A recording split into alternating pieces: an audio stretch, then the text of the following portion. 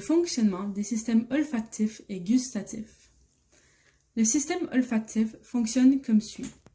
Plusieurs millions de molécules odorantes flottent dans l'air. Le mélange de plusieurs de ces molécules forme des odeurs. Ces molécules entrent ensuite dans notre nez et font réagir les cils olfactifs. Ces cils transforment les molécules en signaux électriques qui sont envoyés au cerveau.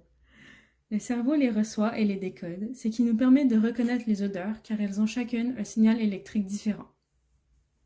Deuxièmement, le système gustatif. Lorsque nous mastiquons notre nourriture, des molécules se libèrent grâce à la salive et se fixent sur la langue.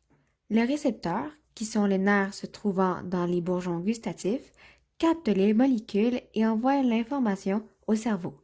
Il y a une panoplie de goûts différents, mais nous en distinguons principalement 5. Le salé, le sucré, l'acide, l'amer et l'umami. Ces deux systèmes sont reliés entre eux car certaines molécules odorantes dans notre nourriture sont libérées lors de la mastication. Elles se rendent dans notre nez par la voie rétronasale qui se trouve à l'arrière de la bouche. Elles deviennent alors ce que nous appelons des arômes.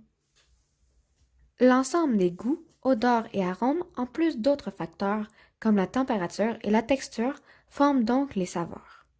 De plus, la sensibilité gustative change avec l'âge, ce qui rend le goût d'un aliment différent et lorsque nous avons le nez bouché, nous ne captons plus les odeurs et les arômes, ce qui donne des saveurs différentes à nos repas.